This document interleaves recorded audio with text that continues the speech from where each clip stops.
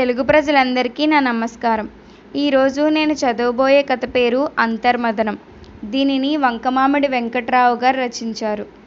విశ్వం office నుండి బయటపడి బస్టాప్కి వచ్చేసరికి అతను ఎక్కవలసిన 10వ నెంబర్ బస్సు అప్పుడే వచ్చి బస్టాప్లో ఆగింది.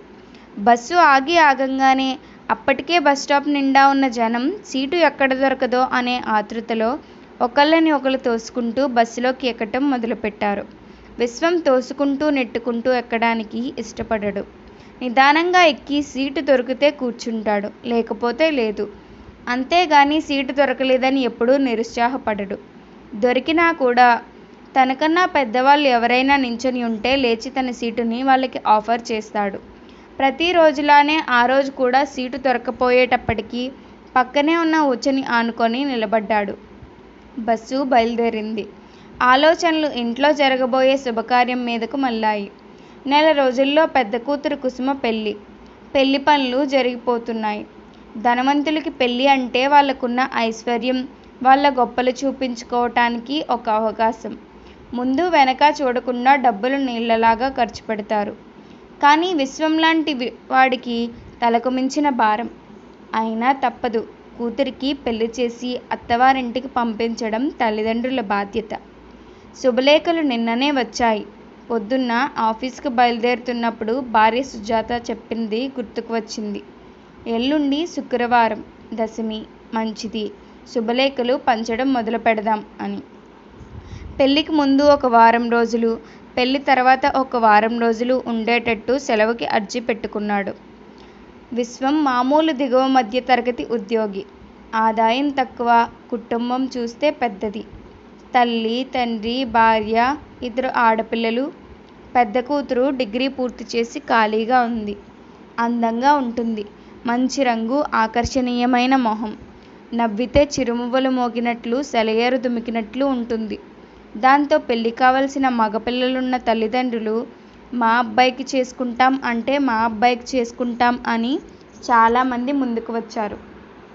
అందుకే కట్న కానుకలు ఇవ్వాల్సిన అవసరం రాకుండా మంచి సంబంధం కుదిరింది. భేషజాలకు పోకుండా ఉన్నదాంట్లో సంప్రదాయబద్ధంగా పిల్ల పెళ్లి చెయ్యాలని విశ్వం ఆలోచన. రెండో పిల్ల ఇంటర్ చదువుతుంది. విశ్వం తండ్రి పౌరహిత్యం చేసి సంపాదించిందంతా విశ్వం అక్కా చెల్లెళ్ళ పెళ్లికే అయిపోయింది. తల్లి, తండ్రి, భార్య, 2 పిల్లలు ఉన్న ఇంట్లో అతనొక్కడే సంపాదనాపరుడు.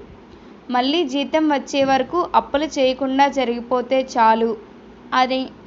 అదే 10,000 అనిపించే జీవితం.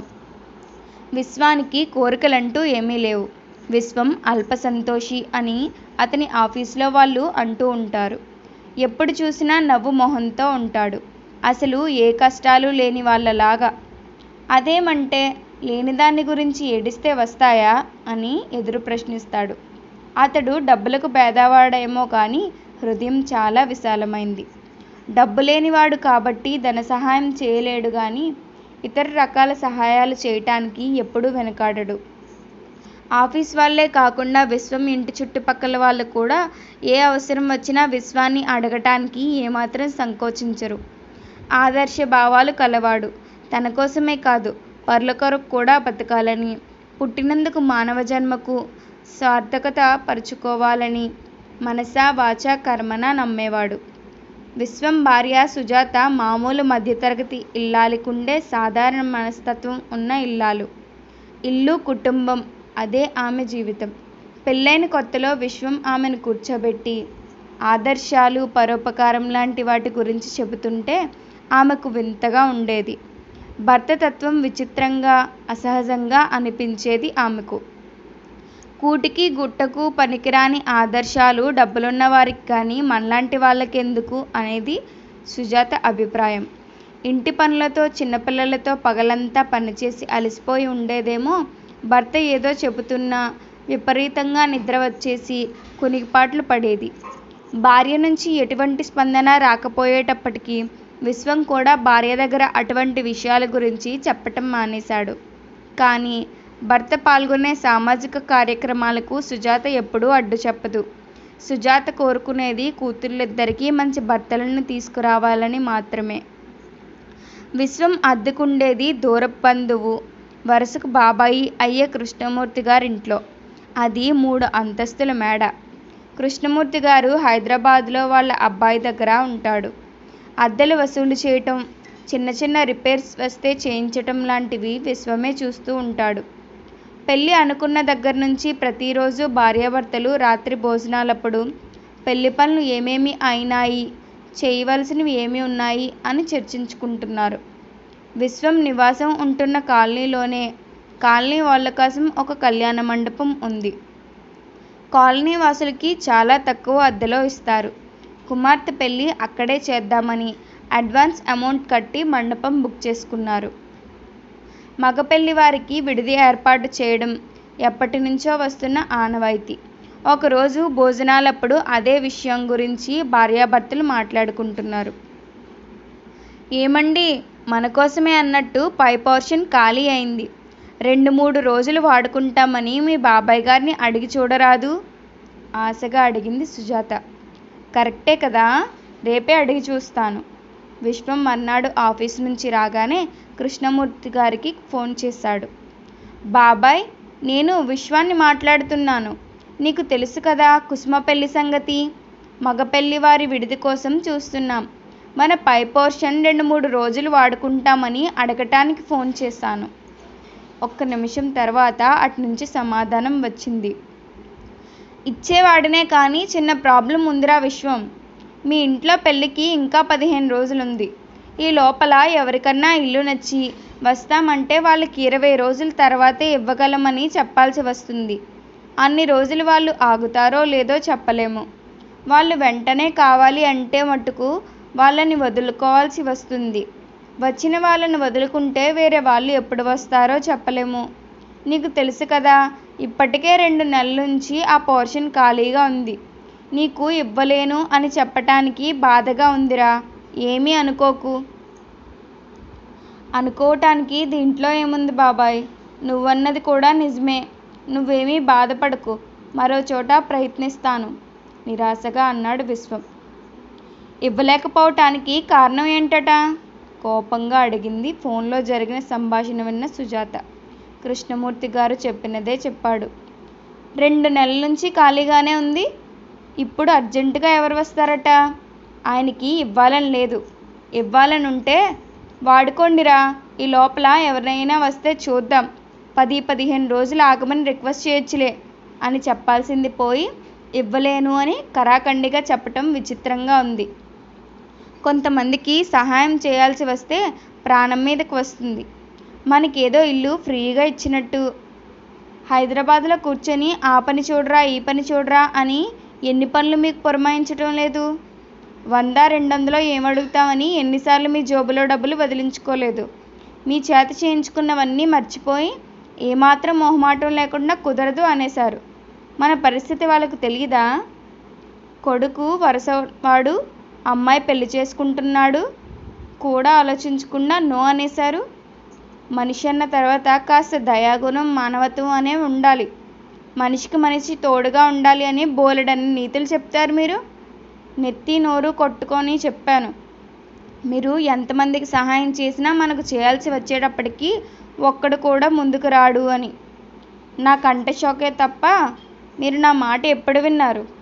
కృష్ణమూర్తి గారి మీద కోపం భర్త మీద చూపించింది. ఎవరికైనా అయితే అది మామూలు అనిపిస్తుందేమో కానీ విశ్వం లాంటి మనస్తత్వం ఉన్న వాళ్ళకి మాత్రం ఊహకి అందని విషయం. భార్య మాట్లాడుతుంటే అలా చూస్తూ ఉండిపోయాడు. మీకు తెలియదేమో కానీ ఇప్పుడు అందరూ ఇలాగే ఉన్నారు. మీ బాబాయ్ సంగతి మీకు తెలియదేమో కానీ నాకెప్పుడో తెలుసు. ఇటువంటివి మీ ఊహకు అందవు. ఎక్కువగా ఆలోచించి మనసు పాడు చేసుకోకండి. కాసేపు అలా తిరిగిరండి. ఈ లోపల వంట చేస్తాను సముదాయించినట్లుగా అంది. అనవసరంగా భర్త మీద కోపం ప్రదర్శించాను అనుకుందేమో మరి. విశ్వం దగ్గరలో ఉన్న పార్కుకు వెళదామని బయట నడిచాడు. చలికాలం సాయంకాలం 7 కావస్తుంది. అయినా పెద్దగా చలి లేదు. రోడ్డు మీద జనం ఏదో అర్జెంటు పని ఉన్నట్టు వడివడిగా నడుస్తున్నారు. ఎదురుగుండా పెళ్లి వాళ్ళ ఊరేగింపు బ్యాండ్ మేళాలతో పెద్ద సౌండ్ చేసుకుంటూ వస్తుంది. విశ్వం ఇవేమీ గమనించే స్థితిలో లేడు. అతని ఆలోచనలు ఎక్కడో ఉన్నాయి. విశ్వానికి సుజాత అన్న మాటలు అరిగిపోయిన గ్రామ్ఫోన్ రికార్డులా పదే పదే చెవుల్లో గింగుర్లు తిరుగుతున్నాయి. బాబాయ్ చెప్పిన కారణం సుజాతకు అసలే మాత్రం నచ్చలేదు. మన నుంచి సహాయం పొందిన వాళ్ళు మనకు అవసరం వచ్చినప్పుడు తిరిగి సహాయం చేయాలని భార్య ఆశించింది. అలా ఎందుకు కోరుకోవాలి? అలా కోరుకోవటం వల్లనే కదా ఈ నిరాశ, ఈ కోపం. అందుకే కదా సుజాత అంత బాధపడింది. సుజాతే కాదు, తను కూడా కొంత నిరుత్సాహానికి గురి అయిన మాట నిజం. విశ్వంకి లోలోపల అంతర్మథనం మొదలైంది. సుజాత అన్నట్లు పరోపకారం లాంటివి మనలాంటి వారికి తగవా? పక్కింటివాడి బాధలు పట్టించుకోకుండా ఎప్పుడూ నేను, నా కుటుంబం అని గిరివి గీసుకొని స్వార్థంతో బతకాలా? లోకమేమైనా పర్వాలేదు, నాకు నా కుటుంబమే ముఖ్యం అనుకుని జీవితం గడపాలా? ఇప్పటి వరకు తను నడిచిన మార్గం తప్పా? లోకం ఎలా ఉంటే నేను కూడా అలానే ఉండాలా? నేను మారాలా? విశ్వం మనసు విపరీతమైన సంఘర్షణకు లోనైంది. అలా అని లోకంలో అందరూ బాబాయ్ లాగానే ఉంటారని అనుకోవాలా? ఎక్కడో ఒకరు అలా అనుకునే వాళ్ళుంటే లోకం అంతా స్వార్థపూరితం అని ఎందుకు అనుకోవాలి? అతని అంతరంగం అతలాకుతలమైపోతుంది. అస్థిమితంగా ఉంది. పార్కులో నడుస్తున్నాడు కానీ పరిసరాలు గమనించే స్థితిలో లేడు. మన నుంచి సహాయం పొందిన వాళ్ళు తిరిగి మనకు సహాయం చేయకపోతే వాళ్ళని తప్పు పట్టడం ఎంతవరకు సమంజసం? వాళ్ళని దుర్మార్గులు అని నిందించడం అర్థం లేనిది. సాయం చేయకపోవటానికి వాళ్ళ కారణాలు వాళ్ళకు ఉంటాయి. అడిగే హక్కు మనకు లేదు. మనకు సహాయం చేయాలనిపించింది, చేశాం, అంతే. అందరూ మనలాగే ఉండాలి, మనలాగానే ఆలోచించాలి అంటే అది ఎలా కుదురుతుంది? ఏమీ ఆశించకుండా మనకు మంచి అనిపించింది, మనం చేయగలిగింది చేయటమే మన విధి. ఇలా అనుకున్నాక విశ్వం మనసు ప్రశాంతంగా ఉంది. అప్పటి వరకు ఎంతో సంఘర్షణకు లోనైన అతని మనసు సముద్రపు అలలలో చిక్కుకొని ఊగిసలాడుతున్న పడవ అలల నుండి బయటపడి ఒడ్డుకి చేరినట్టు ఇప్పుడు ప్రశాంతంగా ఉంది. టైం చూశాడు. 8 దాటింది. ఇంట్లో వాళ్ళు తన కోసం ఎదురు చూస్తూ ఉంటారని ఇంటికి బయలుదేరాడు. భర్త రాక చూసి, మీరొస్తారని మావయ్య గారు కూడా భోజనం చేయకుండా ఎదురు చూస్తున్నారు. తొందరగా బట్టలు మార్చుకొని రండి, భోజనం వడ్డిస్తాను అంది సుజాత. విశ్వం మౌనంగా బట్టలు మార్చుకొని వచ్చి కూర్చున్నాడు. మౌనంగా భోజనం చేస్తున్న కొడుకుని చూసి, ఏరా సుజాత అన్న మాటలకు ఇంకా బాధపడుతున్నావా? ఏదో కృష్ణమూర్తి ఇల్లు ఇవ్వను అనేటప్పటికీ కొంచెం బాధపడి వాడి మీద వచ్చిన కోపం నీ మీద చూపించింది. కృష్ణమూర్తి ఇల్లు ఇచ్చుంటే బాగుండేది, మనకు బాగా సౌకర్యంగా ఉండేది. ఏం చేస్తాం, అన్నీ మనం అనుకున్నట్టు జరుగుతాయా? ఊరికే మనసు పాడు చేసుకోకు, ఎక్కడో అక్కడ దొరుకుతుంది అన్నాడు విశ్వం తండ్రి వయసుతో వచ్చిన అనుభవంతో. అదేం లేదు నాన్న, విడుది గురించి ఏం చేయాలా అని ఆలోచిస్తున్నాను. పాపం సుజాత మాత్రం ఏం చేసింది? పెళ్లి పనులు ఒక్కతే చూసుకోలేక ఎంత కష్టపడిపోతుందో చూస్తూనే ఉన్నాం కదా. ఆ టెన్షన్లో ఏదో అంది, దానికేం బాధలేదు. ఏమండి, మన వీధి చివర ఉన్న ఇంట్లో ఒక పోర్షన్ ఖాళీగా ఉంది అని అమ్మాయి చెప్పింది. టూలెట్ బోర్డు చూసిందట, వాళ్ళని అడిగి చూడండి భర్తతో అంది సుజాత. సరే, రేపు వెళ్ళి చూస్తాను. విశ్వం మర్నాడు ఉదయాన్నే టూలెట్ బోర్డు ఉన్న ఇంటికి వెళ్ళాడు. Calling bell నొక్కాడు. ఒకే కాలనీలోనే ఉంటున్నా అతనికి ఆ ఇంటి వాళ్లతో పరిచయం లేదు. ఇంటాయనే తలుపు తీశాడు. ఆయనకి సుమారు 70 ఏళ్ళు ఉండొచ్చు. లోపలికి పిలిచి కూర్చోమన్నాడు. నా పేరు విశ్వం అండి. ఈ వీధిలోనే కృష్ణమూర్తి గారింట్లో ఉంటాను. చిన్న అవసరం ఉండి వచ్చాను చెప్పటం ఆపాడు విశ్వం. నా పేరు సుందరం. నాకన్నా చాలా చిన్నవాడివి. ఏకవచనంతో సంబోధిస్తాను, ఏమీ అనుకోకు. నిన్ను చూశాను, ఎప్పుడూ మాట్లాడటానికి అవకాశం రాలేదు. సంవత్సరంలో 5-6 నెలలు విదేశాల్లో ఉన్న పిల్లల దగ్గరే ఉండటం వలన కాలనీ వాళ్ళతో ఎక్కువ పరిచయాలు కాలేదు. ఇప్పుడు చెప్పు, ఏం పని మీద వచ్చావు? మా అమ్మాయి పెళ్ళి ఈ నెల 23న. మన కాలనీ కళ్యాణ మండపంలోనే పెళ్లి పెట్టుకున్నాం. మగపెళ్లి వారి విడిది కోసం ఖాళీగా ఉన్న మీ పై పోర్షన్లో 2 రోజులు ఇవ్వగలరా అని అడగటానికి వచ్చాను. విడిది దగ్గరలో ఉంటే మాకు సౌకర్యంగా ఉంటుందని అడుగుతున్నాను. ఏమంటారో ఏమనుకుంటారో అని సంశయంగా అడిగాడు విశ్వం. చాలా సంతోషం. నువ్వు అడిగే విధానం చూసి ఇంకా ఏదో అనుకున్నాను. ఇంత చిన్నదానికి అంత మొహమాటమా? 2 రోజులు కాకపోతే 4 రోజులు వాడుకోండి, ఏం ప్రాబ్లం లేదు. విశ్వం మొహమాటాన్ని పోగొట్టడానికి అన్నట్లు నవ్వుతూ అన్నాడు సుందరం గారు.